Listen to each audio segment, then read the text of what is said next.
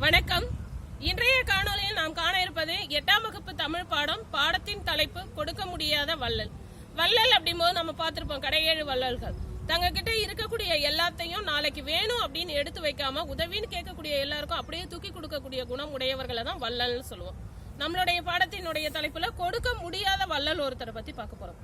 நம்மளுடைய பெற்றோர்கள் தினந்தோறும் வேலைக்கு போற வழியில எத்தனையோ சிறுவர்கள் பிச்சை கேட்கறதா சொல்லியிருப்பாங்க. அந்த குழந்தைகளுக்கு பின்னாடி அவங்களுடைய ஏழ்மை, வறுமை, பசி இது எல்லாம் இருக்கு. அப்படிப்பட்ட ஒரு குழந்தையையும் கொடுக்க முடியாத ஒரு வள்ளலையும் பத்தி தான் நம்மளுடைய பாடப்பகுதியில பார்க்க போறோம். நம்மளுடைய வள்ளல் வேலைக்காக தன்னுடைய நிறுவனத்தை நோக்கி போயிட்டு இருக்காரு. அப்படி அவர் போகும்போது அவர் ஒரு 4-5 குழந்தைங்க ஒண்ணு சேர்ந்து சூழ்ந்து பிச்சை கேட்கறாங்க. இவர் நானும் உங்களை மாதிரி ஏழைதான், உங்களுக்கு கொடுக்க என்கிட்ட எதுவுமே இல்லை அப்படின்னு சொல்றாரு.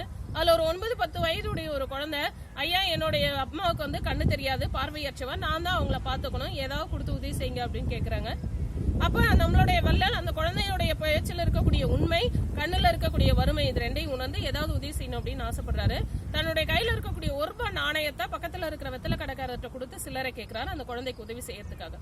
வெத்தலை கடைக்காரர், நீ வெத்தலை வாங்குறதா இருந்தா இந்த காசுக்கு நான் சில்லறை தருவேன், இல்லன்னா தரமாட்டேன் அப்படின்னு சொல்லிடுறாரு.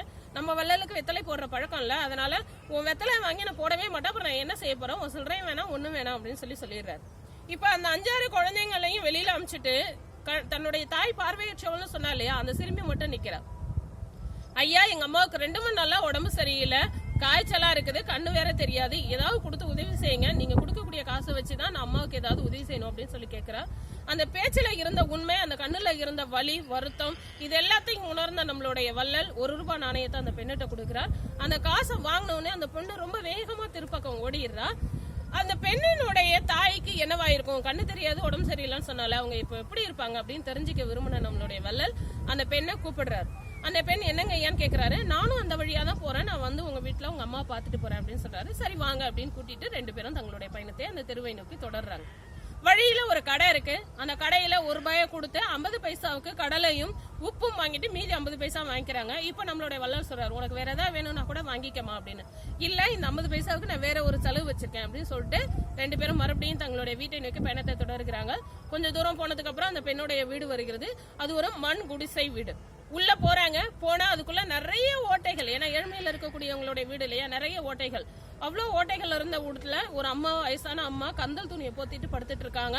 இந்த குழந்தை போய் அம்மாட்ட பேசுற, அம்மா நான் வந்துட்டேன், வீட்டுக்கு யாரோ கூட்டிட்டு வந்திருக்கேன் பாருங்க அப்படின்னு சொல்லி. வீட்டுக்கு யாரோ வந்திருக்கிறத உணர்ந்த அந்த அம்மா தன்னுடைய வீடு ரொம்ப வறுமையில இருக்கிறதால இந்த நரகத்துக்கு ஏன் அவங்கள கூட்டிட்டு வந்த அப்படின்னு சொல்லி தன்னுடைய குழந்தைய பார்த்து கேக்குறாங்க. நம்மளுடைய வள்ளல் சொல்றாரு, அவ கூட்டிட்டு வரலாமா, நானா தான் விருப்பப்பட்டு வந்தேன் அப்படின்னு. அப்ப அந்த பெண் வீட்டுல தண்ணி இல்ல, தண்ணி பிடிக்கிறதுக்காக வெளியில போயிடுறாங்க. கொஞ்ச நேரம் நின்னதால இவருக்கு கால் வலி எடுத்துட்டு சோ அங்கேயே சம்மணம் போட்டு உட்கார ஆரம்பிச்சிடுறாரு. அம்மாவும் இந்த வள்ளலும் கொஞ்ச நேரம் பேசிட்டு இருக்காங்க. அந்த அம்மாவுடைய பேச்சுல தன்னுடைய குழந்தை பெண் குழந்தையா இருக்கு, சிறு குழந்தையா இருக்கு, இது எப்படி வாழ்க்கையில எதிர்கொள்ள போகுது, எப்படி வளர போகுது அப்படின்ற வருத்தம் தெரியுது.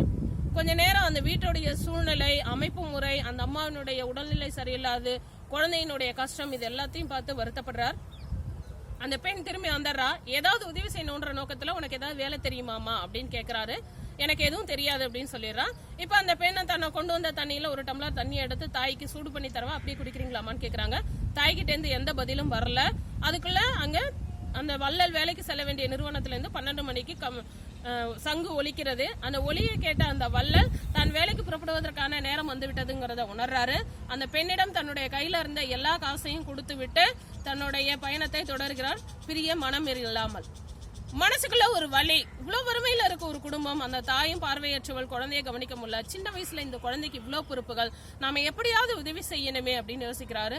இருந்தாலும் இவரும் ஒரு ஏழை என்பதால் அவரால் அதுக்கு மேல உதவி செய்ய முடியவில்லை. நாமளும் நம்மளுடைய லைஃப்ல எத்தனை பேரை இந்த மாதிரி பார்த்திருப்போம். ஒரு சினிமா பாடல் கூட இருக்கு, பணம் இருக்கும் மனிதனிடம் குணம் இருப்பதில்லை, குணம் இருக்கும் மனிதனிடம் பணம் இருப்பதில்லை. சோ மாணவர்களாகிய நீங்கள் உங்களால யாருக்காவது உதவி செய்ய முடியும், உங்களால யாராவது பயனடைவார்கள் அப்படின்னா அது பணமா மட்டும் இல்ல, வேற ஏதாவது ஒரு சின்ன சின்ன செயலா கூட இருக்கலாம். முடிந்தவரை மற்றவர்களுக்கு உதவி செய்து பயனளித்து அவங்களையும் சந்தோஷப்படுத்தி நீங்களும் சந்தோஷமா இருக்கணும் அப்படின்னு கேட்டுக்கிட்டு இந்த வகுப்பை நிறைவு செய்கிறேன். மீண்டும் ஒரு நல்ல தலைப்போட சந்திப்போம். அதுவரை நன்றி, வணக்கம்.